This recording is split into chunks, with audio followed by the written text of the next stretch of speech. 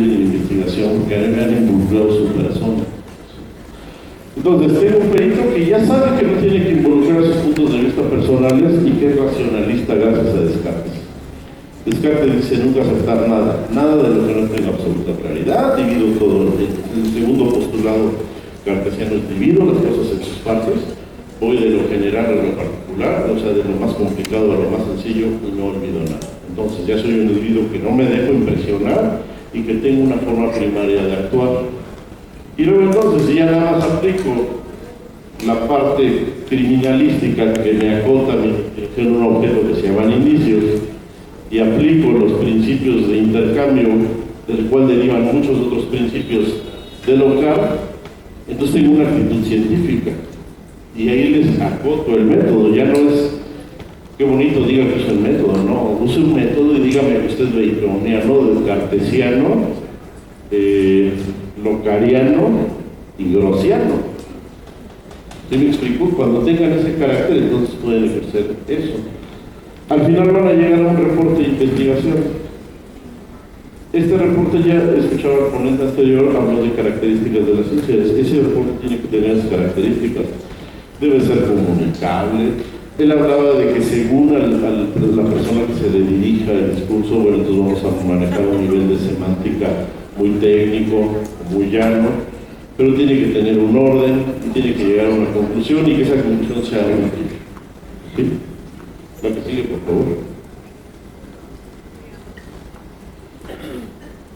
Otra de las preguntas por las cuales lo cual me ayuda mucho a dirigir el discurso es si los métodos y técnicas siguen siendo válidos. Pues sí.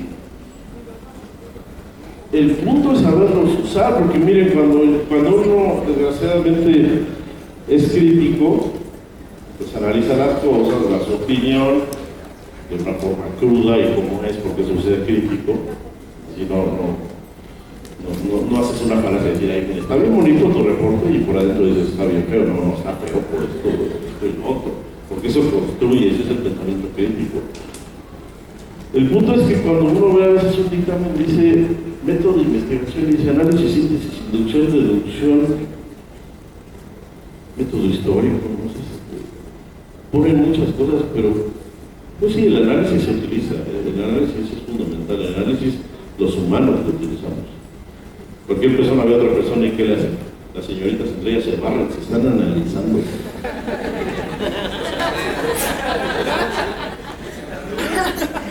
Y no le pregunto aquí a un caballero qué le ve una muchacha cuando pasa, porque tiene toda una estructura analítica de todo lo que la sonrisa y los ojos, ¿no?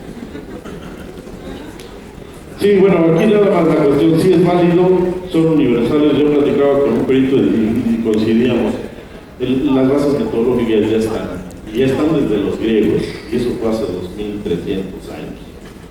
Que las refinamos en la Edad Media, sí. Digo, en el Renacimiento sí lo refinamos, al término de la Edad Media. Pero las bases ya están. Y a veces a mí me da mucha tristeza oír a los funcionarios, porque dejen del perito llano que se equivoca en su consideración metodológica.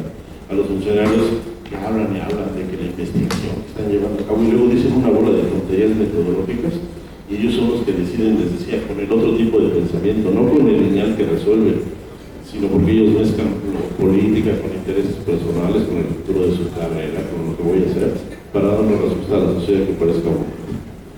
¿Sí? Entonces, bueno, sus métodos y técnicos, pues sí son válidos. Si esta charla tuviera que consolidar ciertas cuestiones desde el punto de vista pedagógico, didáctico, pues aquí el problema es la diferencia entre inducción y deducción. Si ustedes al peritaje le ponen análisis, síntesis y deducción, está más o menos bien y ahí podemos defender, o no pongan inducciones porque los peritos en su quehacer pragmático en la investigación del hecho delictivo no hacen inducción. Las inducciones las hacen los otros científicos que puse al principio, los que generan los librotes, estos donde vienen las generalidades del conocimiento. Entonces el perito atiende el cadáver, el perito analiza el lugar de la investigación y el perito le da una respuesta pragmática al Ministerio Público, pero el perito no está haciendo una inducción. Todo lo que sean peritos filosóficos, pero lo que pasa es que la Procuraduría y la sociedad no requieren una respuesta filosófica, requiere una respuesta para mí. La que sigue, por favor. Es aquí que si lo que hacemos es válido desde el punto de vista científico, pues eso depende. Eso voy a retomar, si ya me leí todos los libros que tenía que leer, que son ciencia, tengo que hacer científico, tomo en cuenta los lineamientos más importantes por los autores más increíbles de la historia, y aparte de todo sé usar el método y sé usar la técnica adecuada. Sí, se le pregunta al cerrajero, ¿cuál fue el método que usted utilizó? Un análisis y una documentación, porque dejarme la chapa, la vi, lo hice un documento en el cual informo que tiene roto de acción. Ah, bueno, ya, ese cerrajero pasó de cerrajero a ser un científico. Ya era científico, pero científico pil. Aquí la modernidad te exige que no solamente seas muy bueno, sino que aparte fundamentes y justifiques. ¿Por qué? No de forma histórica. Yo esto lo hago pues porque hay que hacer una conferencia donde se vea que somos muy pocos, ¿no? En realidad, ese es el chiste, ¿no? Saber cómo reconocerme en el método y poder aplicarlo. Pero una vez que terminé mi conclusión, ya hice mi análisis, llego a una conclusión, ¿cómo sé si es válido mi trabajo? Tienen dos corrientes filosóficas. Una que se llama verificación. Y aquí me voy a dar todas las razones por las cuales yo estoy bien. Eso es peligroso, ¿no? Porque es como darme yo solito golpes de así, como si me estás muy bien, Javier. Sigue adelante, qué bueno que eres así. O ponerme en el otro sentido. Ser reputacionista. A la gente no le gusta ser reputacionista, yo creo porque tienen baja tolerancia a la frustración. Porque cuando le dice al alumno, es que ustedes copiaron las cosas de internet, es que se me hizo tarde. Se está volviendo verificacionista cuando le digo que por qué me hizo las cosas de internet. Y se da 7 razones para hacer su tarea copiada de Wikipedia. Y aparte tiene razón y todavía se enoja, ¿no? Y se va, es que no me recicló la tarea. No me puso a escribir y que vaya a buscar un libro. Porque son verificacionistas. Del otro lado, pues ¿cuál es la respuesta? Pues sí. Cada una de las cosas que yo haga tengo que ser crítico y autocrítico con ellos y eso le va a dar la validez. Es el típico ejemplo, uno deja un trabajo en equipo y lo que más les importa es que vaya su mendigo nombre.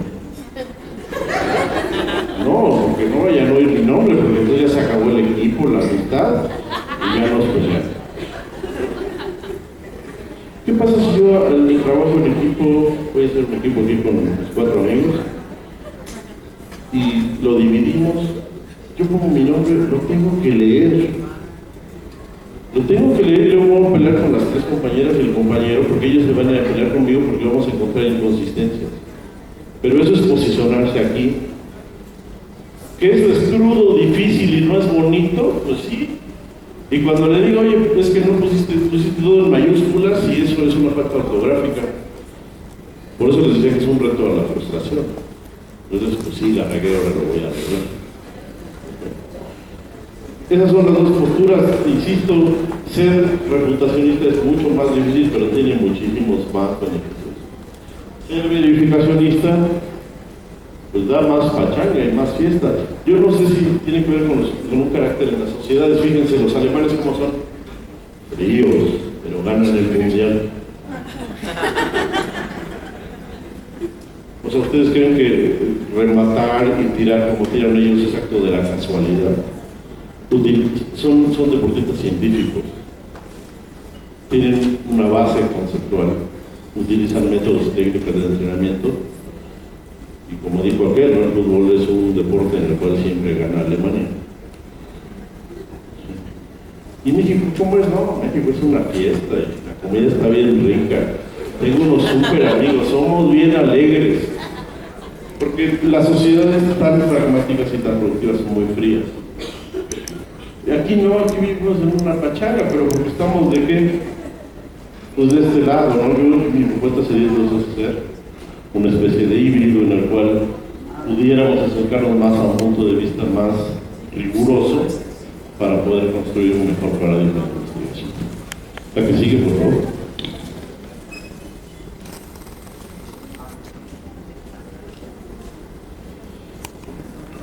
La pregunta aquí es, ¿quién debería de validar nuestro trabajo? La verdad es que los procesos de validación son muy difíciles, porque se tiene que generar toda una estructura para poder validar un trabajo desde el punto de vista científico. Primero tenemos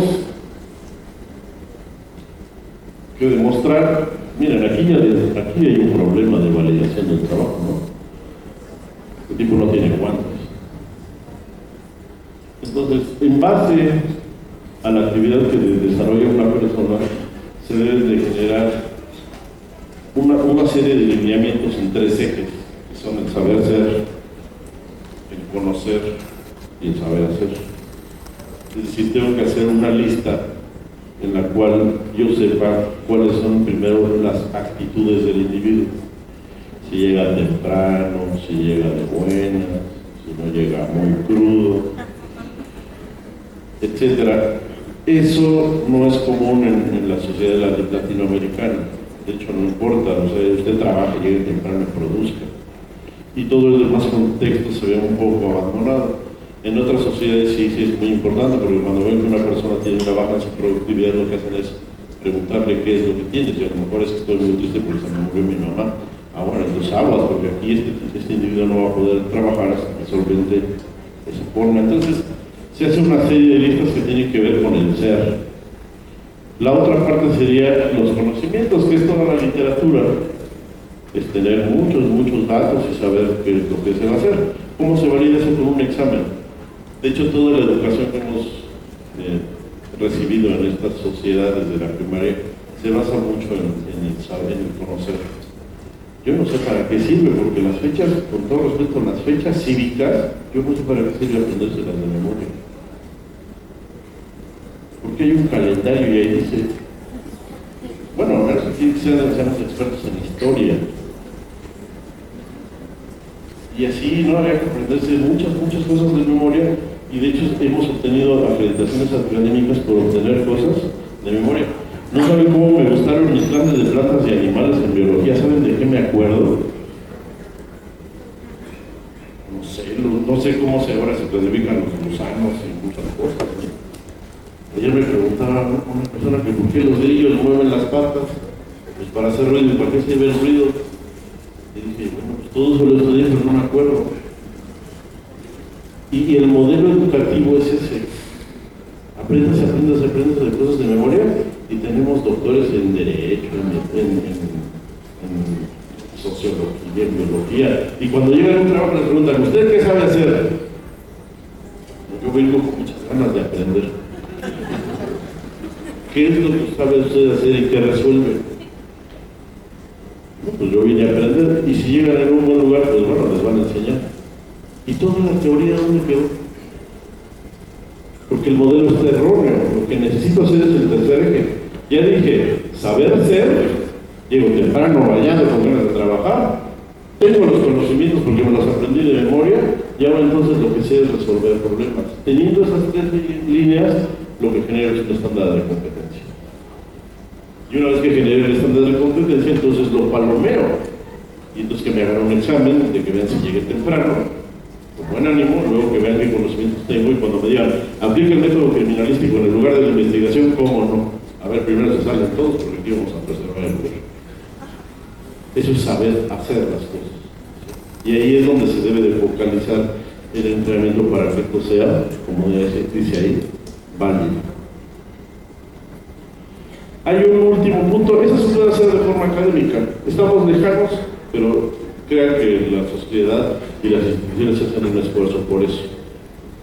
El último paso es la competencia laboral. Sería muy difícil llegar a este punto, porque para generar una competencia laboral lo que tendríamos que hacer es que cuando el perito salga al campo, se vaya el que lo va a verificar con una lista de cotejo y se vaya con él a ver el muerto. Perdón que hable de forma coloquial. Y entonces tiene que ir con él al campo y ahí ver, ¿sabe ser? ¿Le sabe hablar a las víctimas? Oye, sáquense porque yo soy la procuraduría y aquí soy el bueno. Y usted, señora, que no esté llorando. Y Y tu compañero de policía a ver si te sales, no, porque no, yo soy el líder. Eso, ahí el verificador diría, pues yo no sabe ser. Luego entonces, tiene que tener los conocimientos.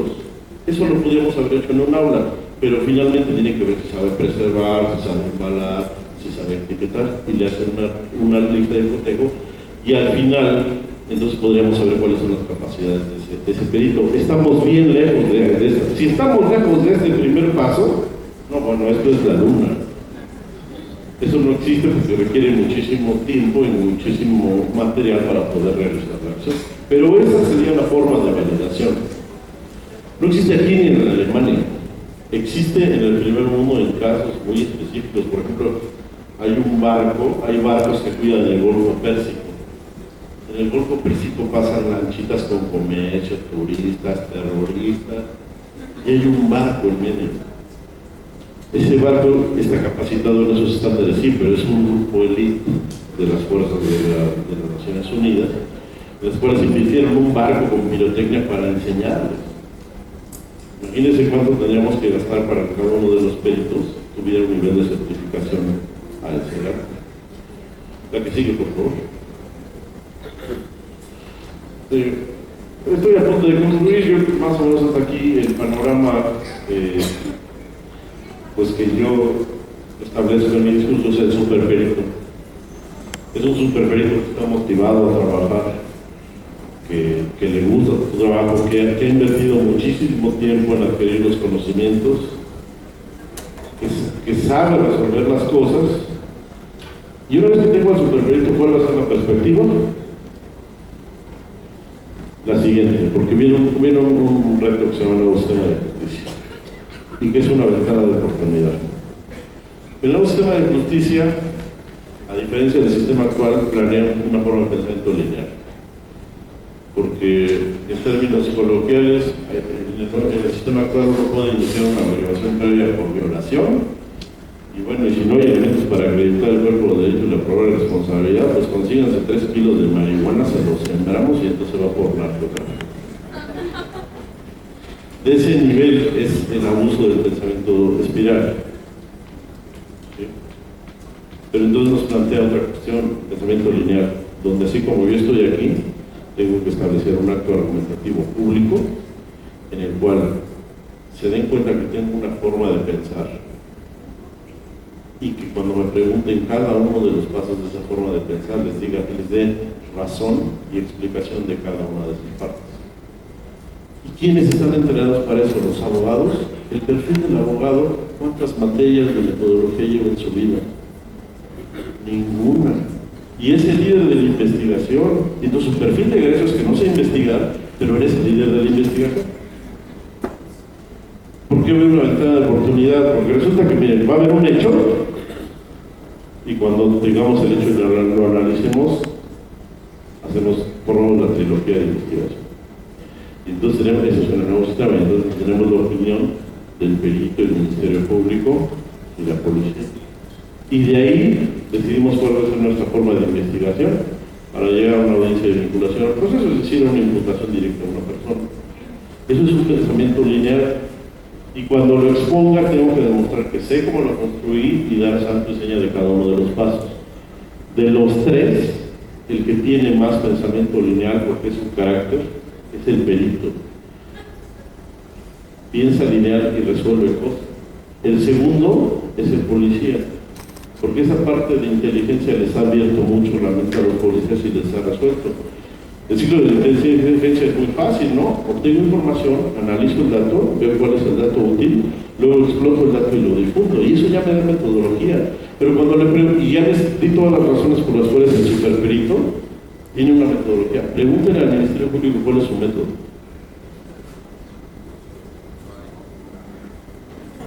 Va a decir, es que aquí, en este libro dice todo, se llama Código de Procedimientos, y como dice, así se hace. Y si el código de procedimientos tiene un error garrafal, no importa, pero es que aquí dice, y como aquí dice, cuadrito en la cabeza y no me lo puedo sacar de ahí, pues solamente funciona así. Luego dicen que el Ministerio Público da fe, le digo que el otro día pasé por una iglesia y decía de la fe,